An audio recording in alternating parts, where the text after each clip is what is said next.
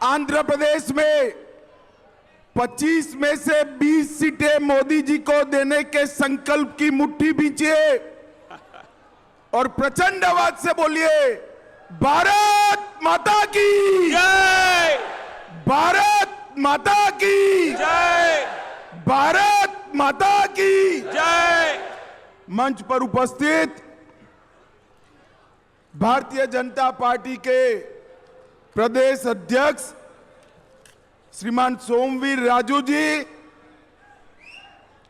हमारे केंद्रीय मंत्री Shriman V Muraleedharan ji, Shrimati D Purandeswari ji, Shri Sunil Deodhar ji, Y Satya Kumar जी,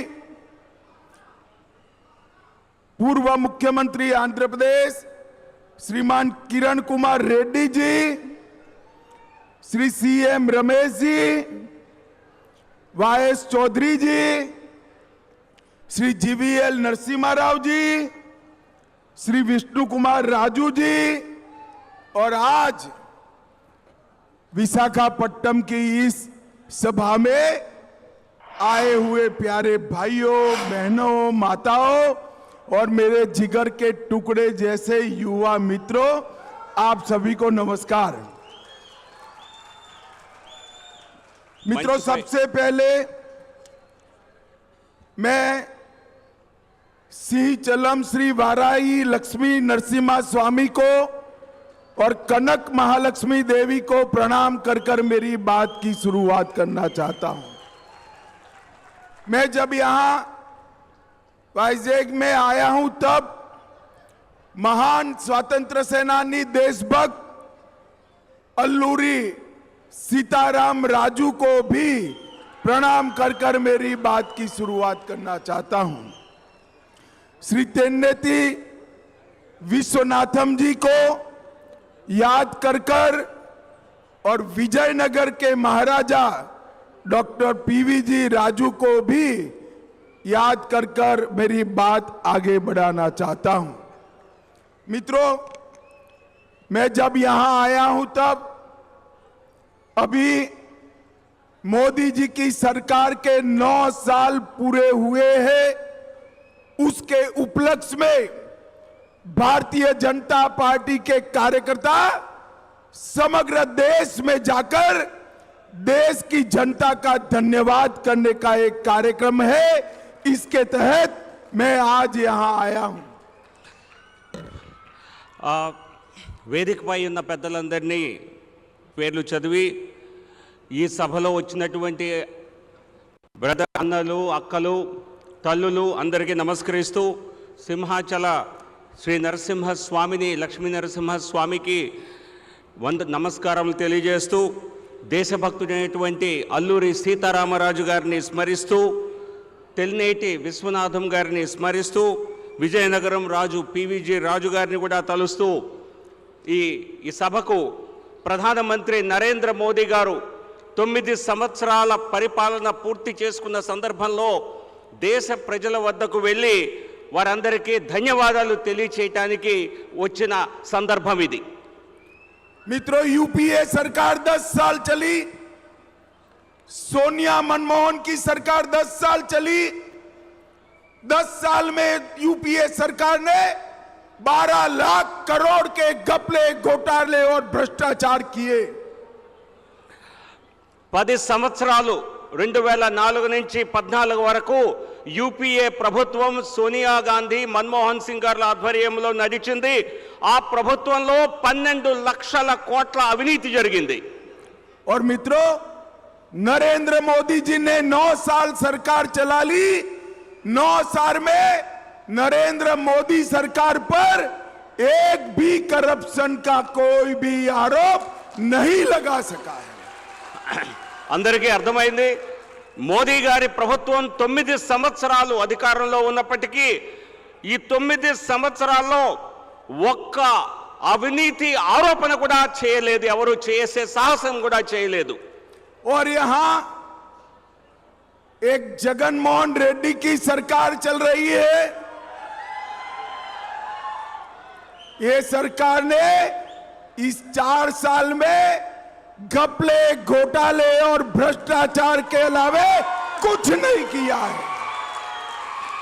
ఇక్కడ రాష్ట్రంలో జగన్మోహన్ రెడ్డి ప్రభుత్వం ఉన్నది 4 సంవత్సరాల్లో అవినీతి ఆరోపణలు, కుంభకోణాలు, అవినీతి తప్పితే మరేం చేయలేదు।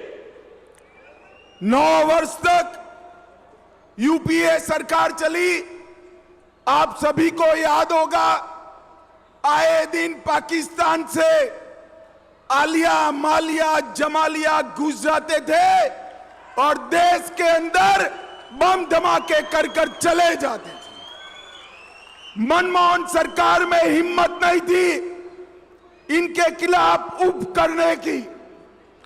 మన్మోహన్ సింగ్ ప్రభుత్వంలో విస్తృత అవినీతి జరిగినప్పటికీ వారిపైన ఎటువంటి చర్యలు తీసుకునేటువంటి సాహసం ఆ ప్రభుత్వంలో లేదు। और अरे यार तुम क्या बोल रहे हो, लिखो तुम भाई। सर लिख रहा हूं, सुनाई नहीं दे रहा है सर, पास में। मित्रों, नरेंद्र मोदी जी ने 9 साल चलाई सरकार। 9 साल में देश की आंतरिक सुरक्षा को मोदी जी ने सुनिश्चित करने का काम किया है। ये 9 साल के अंदर शुरू में पाक प्रेरित आतंकवादियों को आदत पड़ी थी हमला करने की। उरी और पुलवामा में उन्होंने हमला किया। 10 ही दिन में मोदी जी ने सर्जिकल स्ट्राइक और एयर स्ट्राइक कर पाकिस्तान के घर में घुसकर उनको जवाब देने का काम किया। 9 సంవత్సరాల నరేంద్ర మోదీ గారి పాలనలో ఆంతరంగిక సురక్ష, ఆంతరంగిక రక్షణ పూర్తిగా ఉంది। పుల్వామాలో వారు దాడి చేస్తే 10 రోజుల లోపలే సర్జికల్ స్ట్రైక్ చేసి పాకిస్తాన్ లోపలికి మరీ వెళ్ళి భారత సేన వారికి బుద్ధి చెప్పింది। तुम ही सो जाओ भाई, या माइक यहाँ रख दो, फिर लिखो, आगे से चले जाओ। मित्रों, आज दुनिया भर में भारत की सेना और भारत की सीमा, इसके साथ किसी को छेड़खानी करने की हिम्मत नहीं है। नरेंद्र मोदी जी ने देश की आंतरिक और बाह्य सुरक्षा को सुरक्षित करने का काम नरेंद्र मोदी जी ने किया है। ప్రపంచంలో ఎవరికి కూడా భారత సేనను గాని, భారతదేశ బార్డర్స్ ను గాని ఏ రకంగానూ టచ్ చేసేటువంటి అవకాశం, టచ్ చేసేటువంటి ధైర్యం లేదు।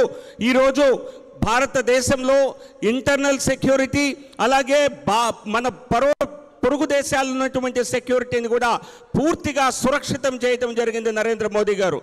मित्रों, नरेंद्र मोदी सरकार के कार्यकाल में मोदी जी के नेतृत्व में भारत का नाम पूरे विश्व में आगे बढ़ाने का काम होया है।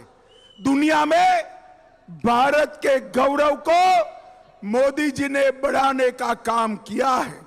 दुनिया में मोदी जी जहां पर भी जाते हैं, दुनिया भर में लोग मोदी जी के स्वागत में मोदी मोदी मोदी मोदी मोदी मोदी के नारे लगाते हैं। प्रपंच और ये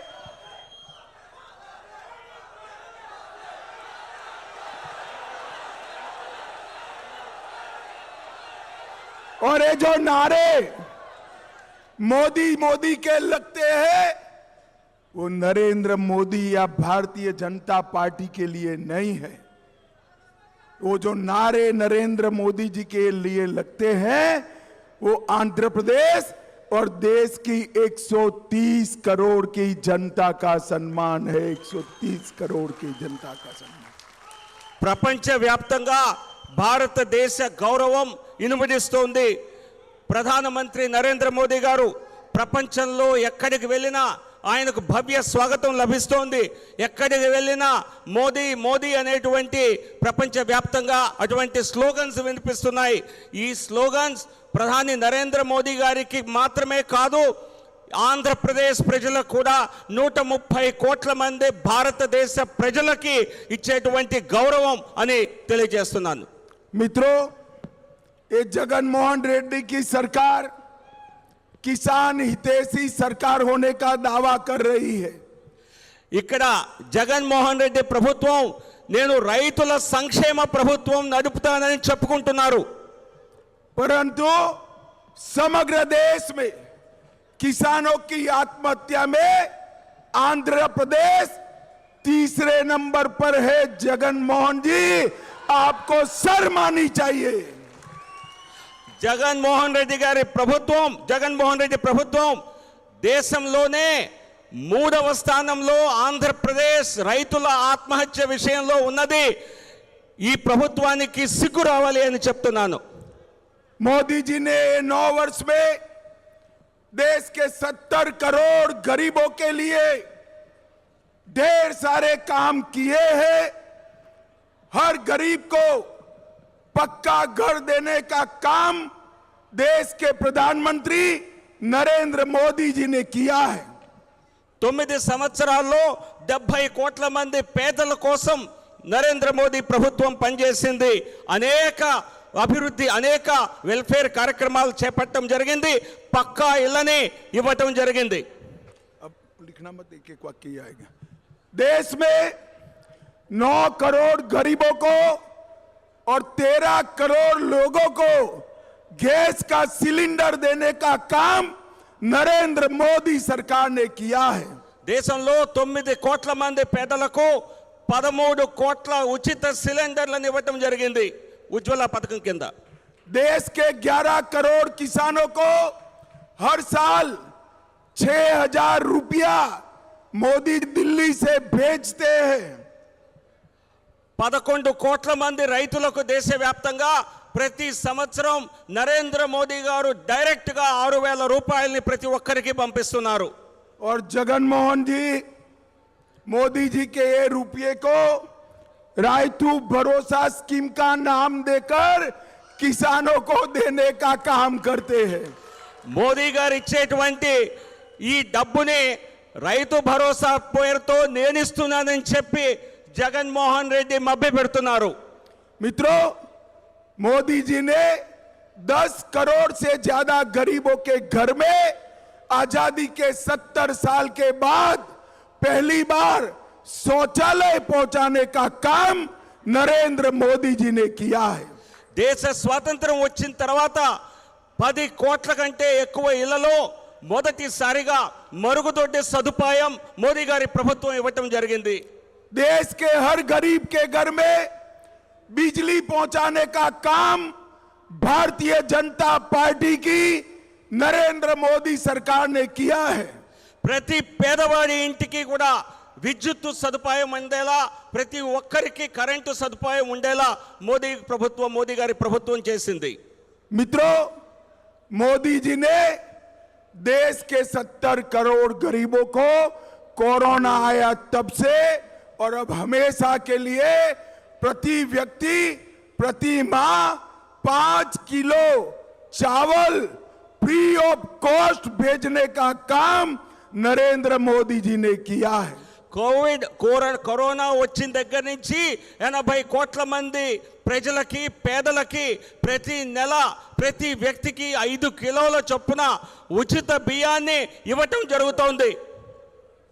जगन बाबू चावल पर भी अपनी फोटो चमकाकर गरीबों को ऐसा संदेश डालते हैं.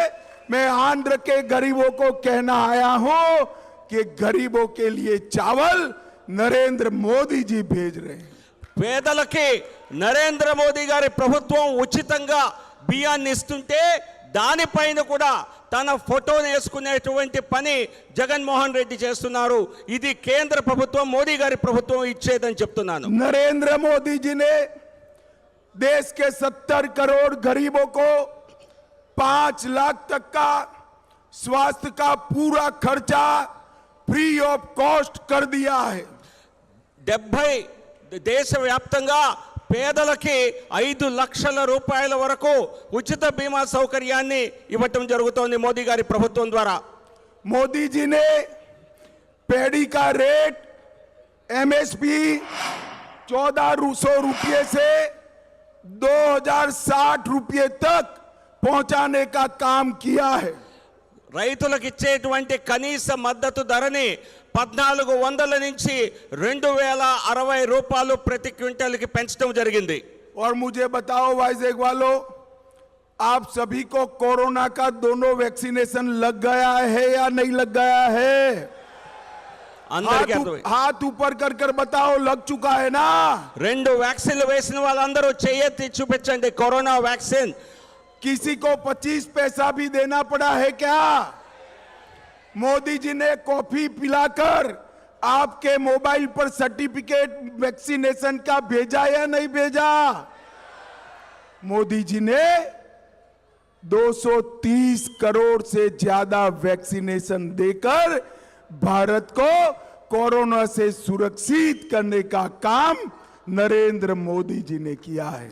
దేశవ్యాప్తంగా 230 కోట్ల కోవిడ్ వ్యాక్సిన్లని ఉచితంగా ఇచ్చి దేశ ప్రజలకి సురక్ష ఒక రకంగా కోవిడ్ నుంచి రక్షించడం జరిగింది। మీ అందరికీ 2 డోసులు పడ్డాయి కదా అని మిమ్మల్ని అడిగారు, మీ అందరూ చేయెత్తారు। ఎవరు పావలా కూడా ఇవ్వకుండా ఏ ఖర్చు లేకుండా ఉచితంగా కాఫీ కూడా తాగి సర్టిఫికేట్ మొబైల్స్ పైనే ప్రభుత్వం నుంచి పొందడం జరిగింది। अपना ये वाइजेक जगन जी के शासन में वाइजेक असामाजिक तत्वों का अड्डा बना हुआ है। వైజాగ్ సమాజంలో కొన్ని విరోధ శక్తులకి అడ్డాలాగా మారింది। भूमि घोटाला, रेत खनन घोटाला, नस्ली दवाओं का व्यापार, ये सारे खुलेआम सत्ताधारी पार्टी के लोग कर रहे हैं। ఇక్కడ ప్రభుత్వంలో ఉన్నటువంటి పార్టీ వైసీపీ నాయకుల ద్వారా ఇక్కడ భూమాఫియా భూదందా జరుగుతోంది, మైనింగ్ స్కామ్స్ జరుగుతున్నాయి, ఈవెన్ ఫార్మాస్యూటికల్ మందులలో కూడా కల్తీ మందులు దానిలో కూడా తప్పులు జరుగుతున్నాయి।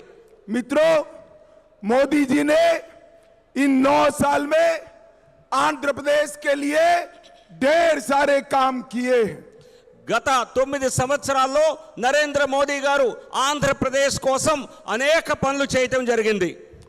मैं आपको बताना चाहता हूं, 2009 से 14 में यूपीए सरकार में टोटल टैक्स डिवोल्यूशन और grant in aid Andhra Pradesh को 78,000 करोड़ रुपया मिलता था। 2009 నుంచి 2014 వరకు కాంగ్రెస్ ప్రభుత్వం యూపీఏ అధికారంలో ఉన్నప్పుడు ఆంధ్రప్రదేశ్కి కేవలం 78,000 కోట్లని ట్యాక్సెస్ రూపంలో, డివల్యూషన్ రూపంలో, అలాగే గ్రాంట్స్ ఇన్ ఎయిడ్ రూపంలో ఇవ్వటం జరిగింది। भारतीय जनता पार्टी की मोदी सरकार बनने के बाद 78,000 करोड़ से बढ़ाकर 2,30,000 करोड़ रुपया आंध्र प्रदेश के विकास के लिए भेजा है। మోదీ గారి ప్రభుత్వం వచ్చాక 2,70,000 కోట్లని 2014-19 5 సంవత్సరాల్లో ఇవ్వటం జరిగింది। అంటే 78,000 నుంచి పెరిగి 2,30,000 కోట్లకు పెరిగింది। मैं आपको पूछना चाहता हूं, 2,30,000 करोड़ सिर्फ 5 साल में, 10 साल में इसकी हिसाब से 5 लाख करोड़ रुपया मोदी जी ने भेजा है। आंध्र प्रदेश में विकास हुआ है भैया? जरा जोर से बोलिए, हुआ है क्या? ఇంత ये पैसा कहां गया? कहां गया? जगन बाबू की कैडर के भ्रष्टाचार के बलि चढ़ गया है। 2009 నుంచి 14 ఇచ్చిన దానికంటే మా ప్రభుత్వం వచ్చిన తర్వాత 2,30,000 ఇచ్చారు। అంటే 9 సంవత్సరాల్లో, ఈ 10 సంవత్సరాల్లో సుమారుగా 10 లక్షల కోట్లు ఇస్తే ఆ అభివృద్ధి మీకు కనిపిస్తోందా? ఆ డబ్బంతా ఎక్కడికి పోయింది? జగన్మోహన్ రెడ్డి ప్రభుత్వంలో విస్తృత అవినీతి జరుగుతోంది। ये 9 वर्ष में आंध्र प्रदेश के अंदर पहले 4,000 किलोमीटर नेशनल हाईवे था, वो 9,000 किलोमीटर तक पहुंचाने का काम नरेंद्र मोदी जी ने किया है। మా ప్రభుత్వం వచ్చి 2014లో 4,000 మాత్రమే 4,000 సుమారు ఉన్నటువంటి జాతీయ రహదారులు ఇప్పుడు సుమారు 9,000 కిలోమీటర్ల పొడవు జాతీయ రహదారులు ఏర్పాటు చేయడం జరిగింది।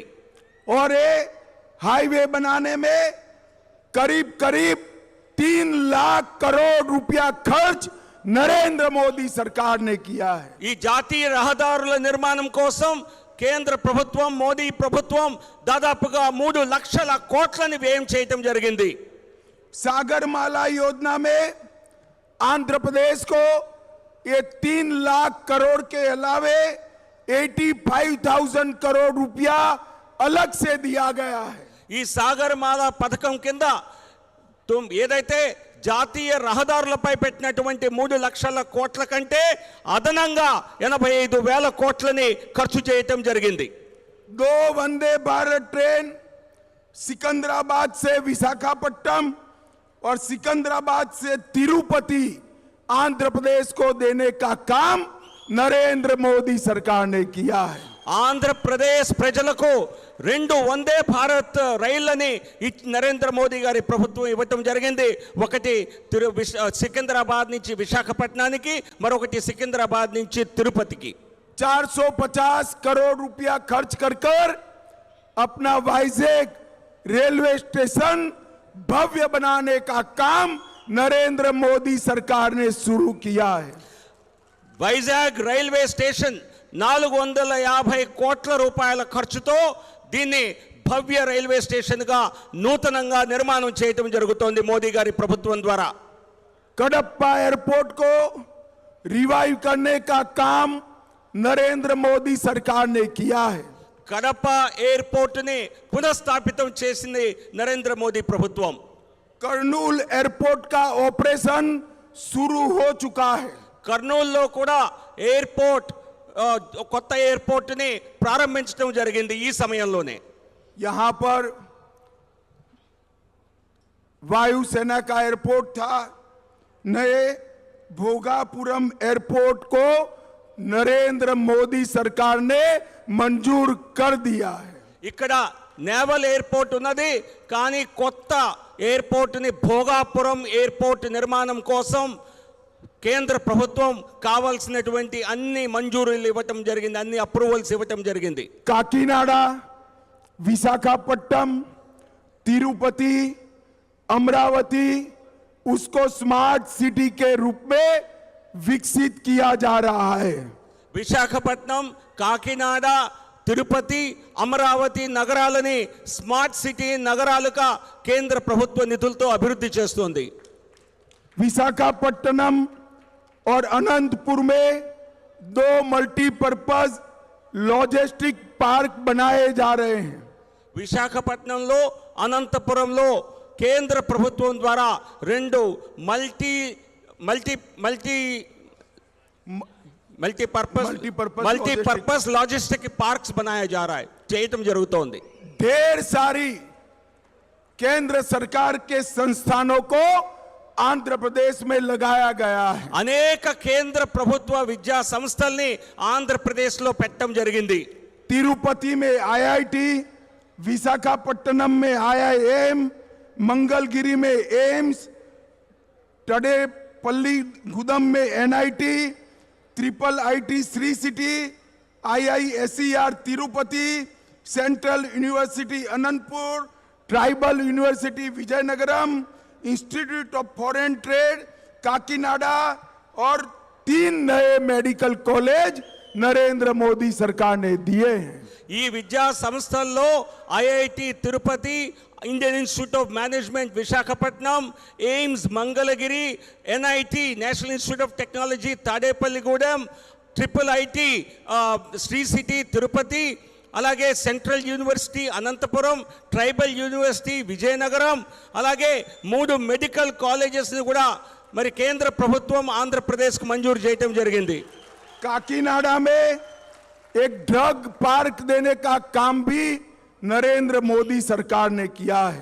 కేంద్ర ప్రభుత్వం ద్వారా కాకినాడలో బల్క్ డ్రగ్ పార్క్ నిర్మాణానికి కూడా మంజూరీ చేయటం జరిగింది. मुझे एक बात बताइए भाइयों बहनों, ये कश्मीर हमारा है या नहीं है? जरा जोर से बोलिए, कश्मीर हमारा है या नहीं है? धारा 370 हटनी चाहिए थी या नहीं हटनी चाहिए थी? ये राहुल बाबा कहते हैं धारा 370 मत हटाओ वरना कश्मीर में खून की नदियां बह जाएगी। राहुल बाबा, मोदी जी ने धारा 370 हटा भी दी, खून की नदियां छोड़ो, किसी की कंकर चलाने की हिम्मत नहीं हुई है, कंकर चलाने की। मोदी जी ने देश को आगे बढ़ाने का काम किया है। मोदी जी ने नया पार्लियामेंट का भवन बनाने का काम किया है और नए पार्लियामेंट के भवन में हमारा सभ्यता का प्रतीक सेंगोल को प्रस्थापित कर कर हमारे इतिहास और सभ्यता को जीवंत करने का काम किया है। कश्मीर मोदी जी 2024 में निश्चित रूप से 300 सीटों के साथ जीतने वाले हैं। కశ్మీర్ మనదా కాదా అని అడిగారు, మీరందరూ అవునని సమాధానం చెప్పారు. ఆర్టికల్ 370ని 370 తీయాలా వద్దా? కేంద్ర ప్రభుత్వం నరేంద్ర మోదీ గారు సాహసం చేసి ఆర్టికల్ 370ని తీసేశారు. అప్పుడు కాంగ్రెస్ నాయకుడు రాహుల్ గాంధీ అక్కడ కాశ్మీర్లో ఆర్టికల్ 370 తీస్తే అక్కడ రక్తం ఏరులై పారుతుంది అని చెప్పి వ్యాఖ్యలు చేయటం జరిగింది. ఈ వ్యాఖ్యలు తప్పని రుజువయ్యాయి. అక్కడ రక్తం కాదు కదా, అక్కడ ఎటువంటి అరాచకత్వం కూడా చేయటానికి ఎవరు సాహసించలేదు. నరేంద్ర మోదీ గారి ప్రభుత్వం మళ్ళీ 300 సీట్లతో గెలిచి అధికారంలోకి రావటం తథ్యం. मित्रों, मगर मैं आपको अपील करने आया हूं, మిమ్మల్ని అందరినీ అభ్యర్థించడానికి నేను వచ్చాను. मोदी जी प्रधानमंत्री तो बनने वाले हैं, मगर 24 में आंध्र प्रदेश से 20 से ज्यादा सांसदों के समर्थन में प्रधानमंत्री बने। इसके लिए आंध्र प्रदेश की जनता का आशीर्वाद चाहिए। మిమ్మల్ని ఈరోజు అభ్యర్థించడానికి వచ్చాను. మోదీ గారు మళ్ళీ 300 సీట్లతో ప్రధాని అవటం తథ్యం. కానీ అందులో ఆంధ్రప్రదేశ్ నుంచి 25లోనూ 20 పార్లమెంటు సీట్లలో గెలిపించి మోదీ గారికి 300కు పైగా వచ్చేలా చేయాలి అని మిమ్మల్ని అందరినీ అడుగుతున్నాను. आप मुझे बताओ, 24 में मोदी जी को प्रधानमंत्री बनाओगे? जोर से बोलिए, बनाओगे? भाजपा एनडीए का समर्थन करोगे? तो मेरे साथ दोनों हाथ उठाइए, विजय के संकल्प की मुट्ठी बींचिए और प्रचंड आवाज से बोलिए, भारत माता की, भारत माता की जय, भारत माता की जय, वंदे वंदे वंदे। नमस्कार.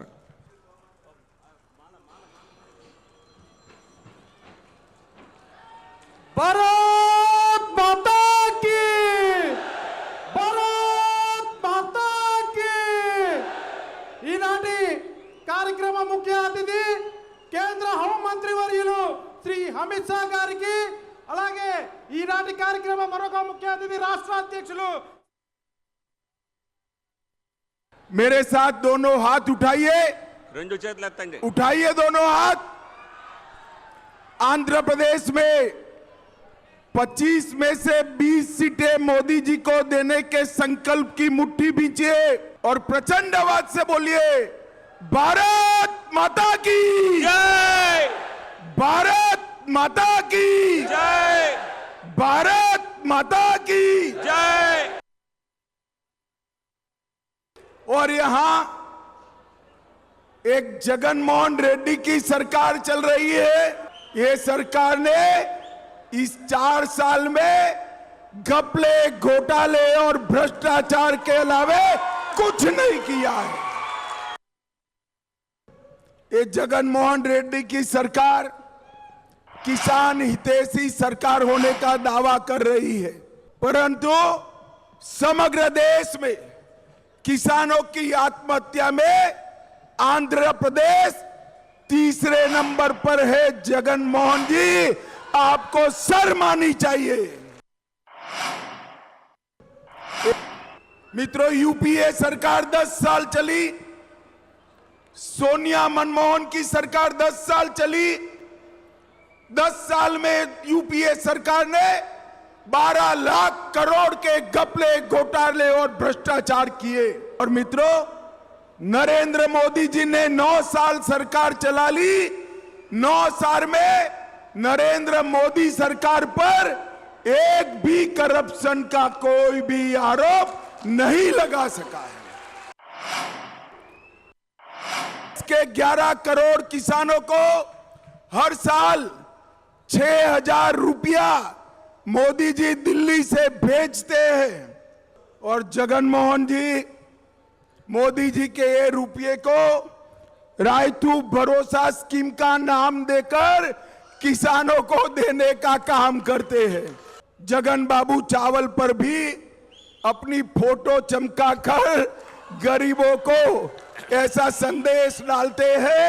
मैं आंध्र के गरीबों को कहना आया हूं कि गरीबों के लिए चावल नरेंद्र मोदी जी भेज रहे हैं। अपना ये वाइजैक जगन जी के शासन में वाइजैक असामाजिक तत्वों का अड्डा बना हुआ है।